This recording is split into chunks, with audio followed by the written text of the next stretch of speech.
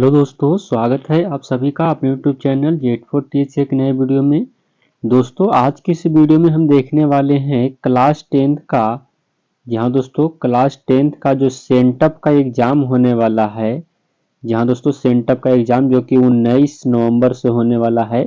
आप सभी को पता है कि सेंटअप का एग्ज़ाम 19 नवंबर से चालू होने वाला है। तो आज की इस वीडियो में हम साइंस के मोस्ट इंपॉर्टेंट 80 क्वेश्चन देखने वाले हैं। ये 80 क्वेश्चन आपको सेट तौर पर हम करा रहे हैं। इसमें से आपको कई सारे क्वेश्चन आपको वहाँ मिलेंगे। तो आपको सेट यहाँ पर लगाना है और आंसर कमेंट बॉक्स में बताना है। 80 क्वेश्चन हम कराने वाले हैं, उसमें से आपको 40 यदि आ जाता है तो काफ़ी अच्छा आपका रैंक रहा। लास्ट में मैं आप सभी से पूछूंगा कि आपके 80 में से कितने स्कोर आए। तो चलिए हमारे साथ सेट लगाइए। और ये सेंटअप जिनका भी एग्जाम है 19 तारीख से क्लास 10th का सेंटअप का, वह इस खास करके वीडियो को देखेंगे, उनके पास शेयर भी कर दीजिएगा। देखिए दोस्तों, ऊपर लिखा गया है secondary school examination BSV Patna science का हम कराने वाले हैं, जो कि एक मॉडल पेपर की तरह होने वाला है। कुल प्रश्नों की संख्या आपको 80 रहेंगे, वहां भी आपको 80 रहेगा। 2 घंटे 45 मिनट का समय रहता है, आप सभी को पता ही है। इसी तरह से आपके एग्जाम ले जाएंगे। जो आपका यह फाइनल एग्जाम मतलब सेंटअप का फाइनल एग्जाम है, उसके बाद डायरेक्टली आपको बोर्ड एग्जाम दिया जाएगा, बोर्ड एग्जाम के लिए तैयार किया जाएगा सेंटअप का, है ना। सेंटअप का। तो चलिए आज का वीडियो शुरू करते हैं और शुरू से लेकर के अंत तक देखिएगा। चलिए पहला नंबर क्वेश्चन से वीडियो की शुरुआत करते हैं। तो देखिएगा पहला नंबर क्वेश्चन क्या है, उत्तर आप लोग कमेंट बॉक्स में जरूर बताइएगा ताकि मुझे पता चले कि आपको कितना याद है। किस दर्पण की फोकस दूरी ऋणात्मक होती है? किस दर्पण की फोकस दूरी ऋणात्मक होती है, आपको यह बताना है। 4 ऑप्शन दिए गए हैं। अगर पता है तो कमेंट करके जल्दी से बताइए, नहीं पता है तो हम आंसर इसका बताएंगे। मुझे भी पता चले कि आपको कितना याद है, क्योंकि यह जो आपको एग्जाम होता है उसका कॉपी चेक किया जाता है स्कूल में और आपके नंबर भी बताए जाते हैं। तो आपको अच्छे से याद करके चोरी करके नहीं बनाना है। सही उत्तर आपका राइट आंसर क्या हो जाएगा, अवतल दर्पण। निगेटिव किसका होता है, अवतल दर्पण का। आगे बढ़िएगा। अगला नंबर प्रश्न है दोस्तों, दर्पण की फोकस दूरी एफ और वक्रता त्रिज्या आर में क्या संबंध है? तो एफ और आर में क्या संबंध है, जल्दी से कमेंट करिएगा। सही उत्तर आपके राइट आंसर हो जाएंगे एफ बराबर आर बटा 2, या कहीं कहीं आपको मिलेगा आर बराबर 2f भी मिल सकता है। चलिए अगला क्वेश्चन देखिएगा। 3 नंबर प्रश्न क्या है, सामान्य दृष्टि के लिए स्पष्ट दृष्टि की न्यूनतम दूरी क्या होती है? सामान्य दृष्टि के लिए स्पष्ट दृष्टि की न्यूनतम दूरी आपसे पूछा गया है। सबसे कम दूरी 25 सेंटीमीटर होता है, सभी को पता है। ऑप्शन बी आपका सही उत्तर हो जाएगा।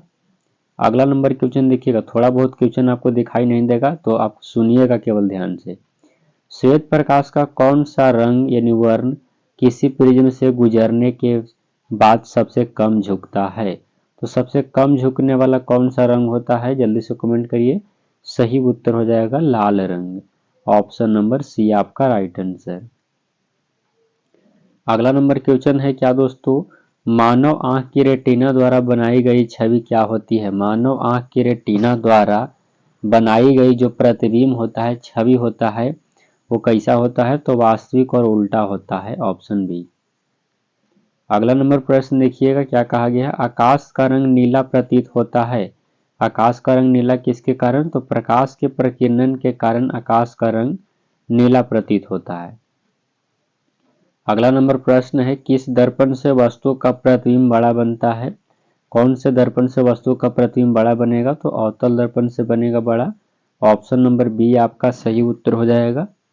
अगला क्वेश्चन देखिएगा दोस्त। अगला नंबर क्वेश्चन क्या कहा गया है, निम्नलिखित में कौन सा लेंस निकट दृष्टि दोष को ठीक करने के लिए उपयोग किया जाता है? तो निकट दृष्टि दोष को दूर करने के लिए अवतल लेंस का प्रयोग करते हैं, आप सभी लोग को पता है। चलिए आगे बढ़िएगा। अगला नंबर क्वेश्चन है, निम्नलिखित में से कौन सा उपकरण विद्युत धारा की उपस्थिति दर्शाता है? तो विद्युत धारा की उपस्थिति कौन दर्शाता है? तो गैल्वेनोमीटर। ऑप्शन नंबर आपका ए सही उत्तर हो जाएगा। अगला नंबर प्रश्न देखिए क्या कहा गया है, कहता है कि दाएं हाथ के अंगूठे के नियम को किसने प्रतिपादित किया? तो दाएं हाथ के अंगूठा का नियम दिए थे मैक्सवेल। आप लोग अच्छे से इनका नियम पढ़े होंगे कि जब मुट्ठी में धारावाही चालक तार को पकड़िएगा तो अंगूठा जो है सो धारा की दिशा को बताता है और अन्य अंगुलियां चुंबकीय क्षेत्र की दिशा को। अगला देखिएगा, अगला है विभवांतर का ऐसे मात्रक आपसे पूछा गया है, तो विभवांतर का ऐसे मात्रक क्या होता है, तो वोल्ट होता है। ऑप्शन नंबर ए आपका सही उत्तर हो जाएगा। अगला नंबर क्वेश्चन देखिए क्या कहा गया है। अगला प्रश्न है, निम्नलिखित में किस संयोजन द्वारा प्रतिरोध का मान बढ़ता है, तो श्रेणी क्रम संयोजन द्वारा प्रतिरोध का मान बढ़ता है, आप लोग याद रखिएगा। अगला नंबर क्वेश्चन है दोस्तों, चुंबकीय बल रेखा की प्रकृति होती है, तो चुंबकीय बल रेखा की प्रकृति काल्पनिक होता है। ऑप्शन नंबर ए आपका राइट आंसर हो जाएगा। अगला नंबर प्रश्न देखिए क्या कहा गया है। 1 किलोवाट घंटा किसके बराबर होता है, तो 1 किलोवाट घंटा बराबर होता है 3.6 गुने 10 के पावर 6 जूल।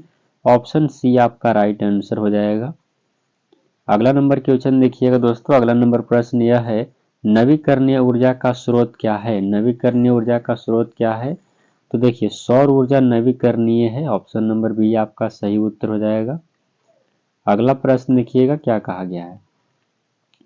कौन सा लेंस अपसारी लेंस भी कहा जाता है, तो अपसारी लेंस किसे कहते हैं। सही जवाब हो जाएगा अपसारी लेंस अवतल लेंस को कहते हैं। 17 नंबर क्वेश्चन आप लोग के सामने है, प्रकाश का प्राथमिक वर्ण कौन है। प्रकाश का प्राथमिक रंग कौन सा है, तो देखिएगा लाल भी है, नीला भी है और हरा भी है। इनमें से सभी के सभी प्राथमिक रंग हैं।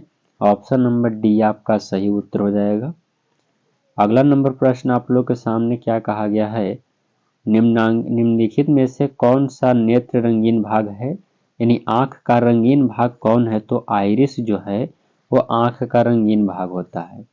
आप लोग अच्छे से कमेंट बॉक्स में लिखते हुए चलिएगा और याद भी कर लीजिएगा इसको, क्योंकि 100% आपको यही आने वाले हैं, लड़ने वाले इसमें से कई से क्वेश्चन। 1 HP बराबर क्या होता है, तो 746 वाट होता है। अगला नंबर प्रश्न है, विशालक शीशा यानी मैग्नीफाइंग ग्लास क्या होता है, तो यह उत्तल लेंस होता है। याद रखिएगा उत्तल लेंस।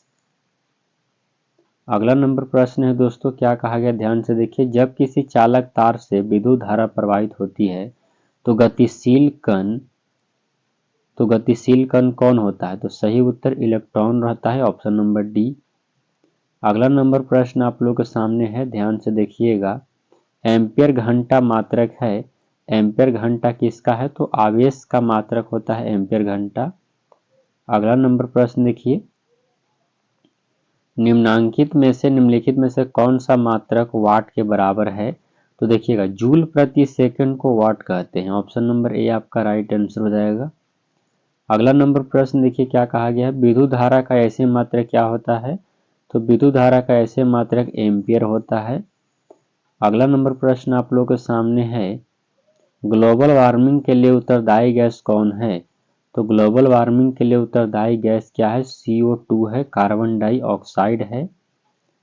अगला नंबर प्रश्न आप लोग के सामने है, शरीर में भोजन का पचना किस प्रकार की अभिक्रिया है, तो शरीर में भोजन का पचना उपचयन अभिक्रिया है। याद रखिएगा उपचयन। अगला नंबर क्वेश्चन आप लोग के सामने है, कली चूना पर जब जल डाला जाता है तब वह अभिक्रिया होती है। देखिएगा जब कली चूना पर जल जब डालिएगा तो अभिक्रिया होता है ऊष्माक्षेपी। याद रखिएगा ऊष्माक्षेपी।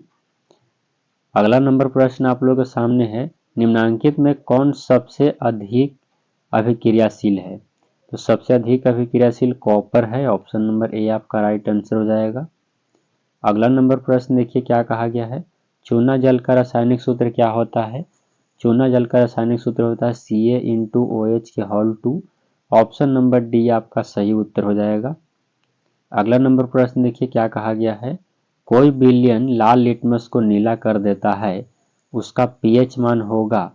कोई भी विलयन जो है लाल लिटमस को नीला कर देता है, उसका विलयन क्या हो जाएगा, उसका पीएच मान क्या हो जाएगा, तो उसका पीएच मान दोस्तों हो जाएगा आपको 10 और 11 दोनों हो सकता है।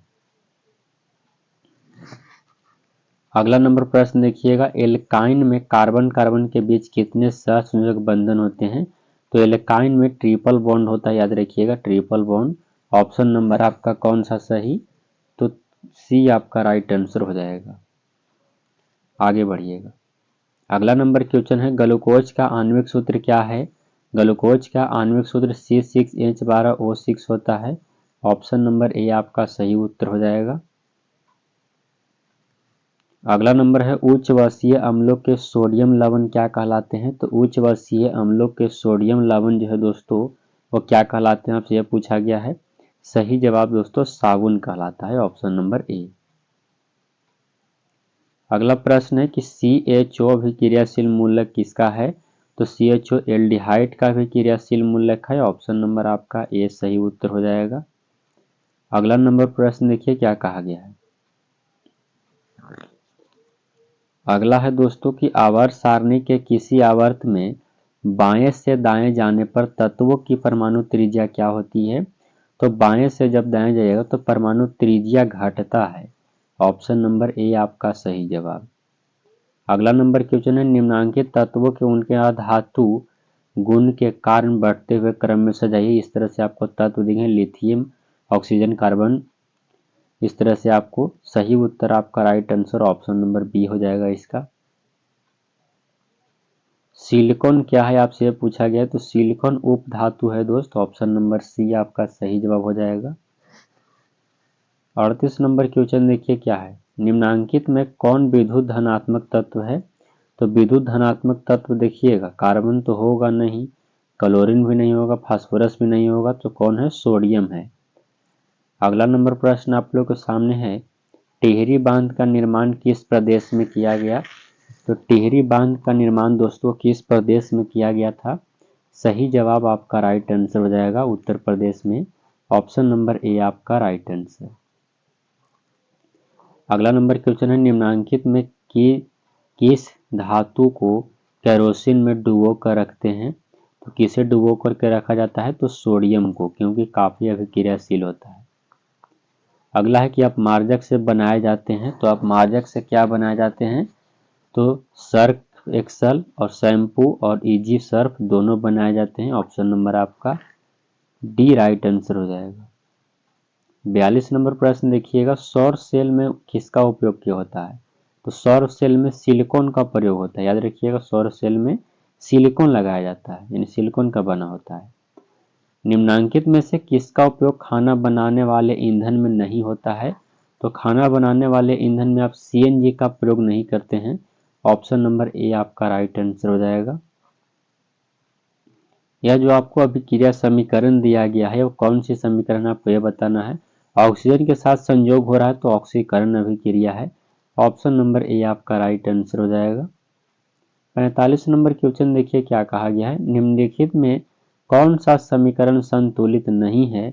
तो देखिएगा पहले का आपको संतुलित है, दूसर का आपको दूसर का ही संतुलित नहीं है, नहीं ऑप्शन नंबर आपका बी सही उत्तर हो जाएगा। यहाँ ऑप्शन छूट गया है, बी हो जाएगा सही जवाब। अगला नंबर देखिएगा उदासीन विलयन का पीएच मान आपसे पूछा गया है। तो सभी को पता है कि उदासीन विलयन का पीएच मान क्या होता है। उदासीन विलयन का पीएच मान 7 होता है। अगला आपसे दुर्बल अम्ल पूछा गया है। निम्नलिखित में कौन दुर्बल अम्ल है। तो दुर्बल अम्ल आपको CH3COOH है, ऑप्शन नंबर आपका सी राइट आंसर हो जाएगा। अगला नंबर प्रश्न है क्रायोलाइट अयस्क है। क्रायोलाइट अयस्क है एल्यूमिनियम का, ऑप्शन नंबर डी आपका सही उत्तर हो जाएगा। अगला है कि पोटेशियम की परमाणु संख्या क्या होता है। तो पोटेशियम की परमाणु संख्या 19 होता है, आप सभी लोग याद रखिएगा। 50 नंबर क्वेश्चन है दोस्तों फॉर्मिक अम्ल का IUPAC नाम आपसे पूछा गया है। तो उसका फॉर्मिक अम्ल का IUPAC नाम मेथेनोइक अम्ल होता है, ऑप्शन नंबर ए आपका राइट आंसर हो जाएगा। अगला नंबर प्रश्न देखिए क्या कहा गया है। इथाइल अल्कोहल का अणुसूत्र क्या होता है। इथाइल अल्कोहल का अणुसूत्र C2H5OH होता है, याद रखिएगा C2H5OH ऑप्शन नंबर सी। अगला नंबर प्रश्न आप लोग के सामने है एल्काइन कौन है। एल्काइन कौन है। तो C2H2 आपका एल्काइन है, ऑप्शन नंबर ए आपका राइट आंसर। कार्बन के दुगुना से तो 2 अधिक से कम होता है। अगला है कि चीनी का रासायनिक सूत्र आपसे पूछा गया। तो C/H/SO11 कहीं पर है, तो ऑप्शन नंबर बी आपका सही उत्तर हो जाएगा। 54 नंबर क्वेश्चन देखिएगा एसिटिलीन में कार्बन कार्बन के बीच सहसंयोजक बंधन की संख्या कितना होता है। तो एसिटिलीन में 3 होते हैं। 55 नंबर क्वेश्चन देखिएगा, श्वसन के अध्ययन के लिए उपयोग किया जाने वाला बीज कौन सा है? सही जवाब दोस्तों अंकुरित बीज आपका काफी अच्छा होता है। अगला नंबर क्वेश्चन देखिएगा दोस्त, मानव वृक्क किस प्रणाली का एक हिस्सा है? तो उत्सर्जन का एक हिस्सा होता है मानव वृक्क, आप लोग अच्छे से जानते हैं। 57 नंबर प्रश्न है, पौधों में जाइलम निम्नलिखित में से किसके परिवहन के लिए जिम्मेदार है? तो जाइलम पानी के लिए जस से जाइलम और जस से जल, याद रखिएगा। अगला देखिएगा, अगला प्रश्न है, श्वसन के दौरान कौन सी गैस निकलती है? तो श्वसन के दौरान कार्बन डाइऑक्साइड गैस निकलता है, आप सभी लोग जानते ही हैं। अगला नंबर प्रश्न देखिएगा, फलों के पकने को निम्न में से किससे नियंत्रित किया जा सकता है? तो फलों को पकने को इथिलीन से नियंत्रित किया जा सकता है। ऑप्शन नंबर सी आपका राइट आंसर हो जाएगा।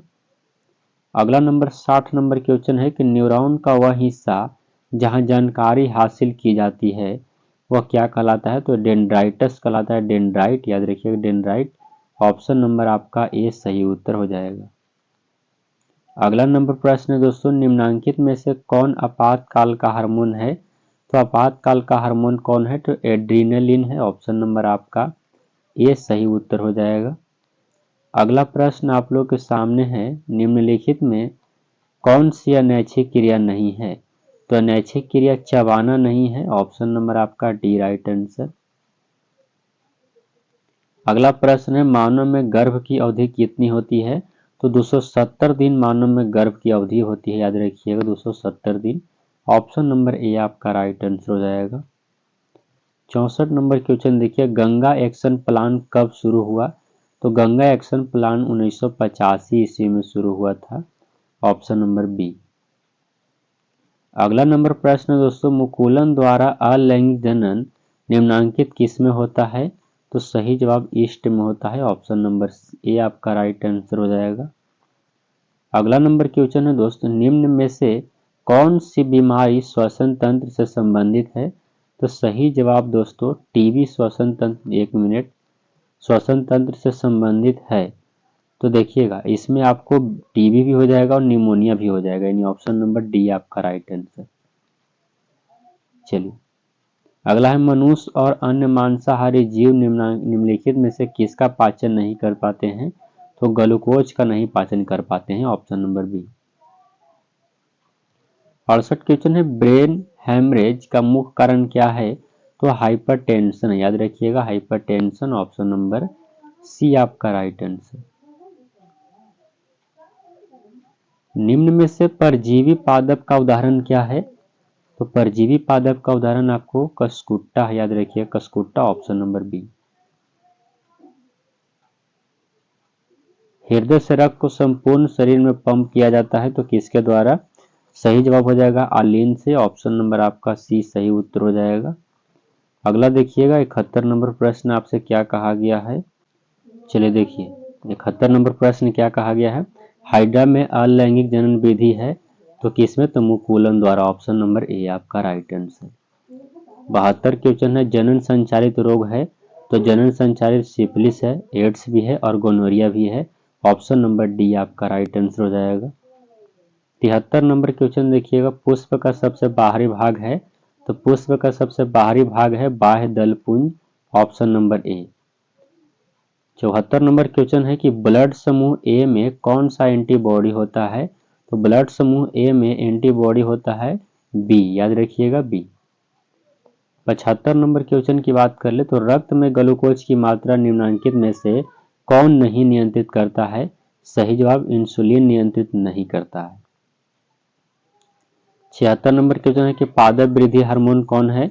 तो जिबरेलिन एक पादप वृद्धि हार्मोन है, ऑप्शन नंबर आपका ए सही उत्तर हो जाएगा। अगला प्रश्न देखिएगा क्या कहा गया है, हार्मोन स्त्रावित होता है तो हार्मोन स्त्रावित होता है अंतःस्रावी ग्रंथि से, ऑप्शन नंबर आपका ए सही उत्तर हो जाएगा दोस्त। अगला नंबर प्रश्न आप लोगों के सामने है, मनुष्य के मुख गुहा में कितने जोड़े लार ग्रंथियां पाई जाती है? सही जवाब आपका हो जाएगा 3 जोड़ी, ऑप्शन नंबर सी आपका राइट आंसर हो जाएगा। चलिए अगला क्वेश्चन देखिएगा, अगला क्या है, एंड्रोजेन है। एंड्रोजन क्या है? तो यह एक मेल हार्मोन है, यानी पुरुष हार्मोन है। अगला है कि मटर को अपने प्रयोगों के लिए किसने चुना था? तो कौन चुने थे? तो मेंडल चुने थे। तो दोस्तों मैंने आप सभी को 80 क्वेश्चन कराने का वादा किया था और 80 क्वेश्चन कराया भी। अब आपसे एक ही सवाल मैं पूछना चाहूँगा कि आपको 80 में से कितने पहले से याद थे और कितने नंबर आपको ऐसे क्वेश्चन में आ सकते हैं, ये आप बताइएगा ज़रूर कमेंट करके।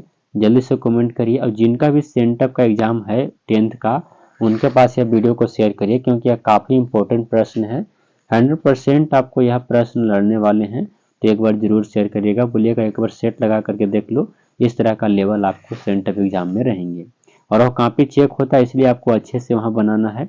उम्मीद करते हैं वीडियो आपको पसंद आया होगा। वीडियो को लाइक कर दीजिए, चैनल पर नए हैं तो चैनल को सब्सक्राइब करके हमारे चैनल से जुड़ जाइए, क्योंकि मैं आपका साथ आपको एग्ज़ाम तक देने वाला हूँ, फाइनल एग्ज़ाम तक। क्योंकि दोस्तों थोड़ा सा प्रॉब्लम की वजह से मैं वीडियो काफ़ी दिन के बाद अपलोड कर रहा हूँ। अब आपको वीडियो रेगुलर मिलते रहेंगे, तो हमारे चैनल से जरूर जुड़ जाइए। मिलते हैं नेक्स्ट वीडियो में, तब तक के लिए जय हिंद प्यारे दोस्तों।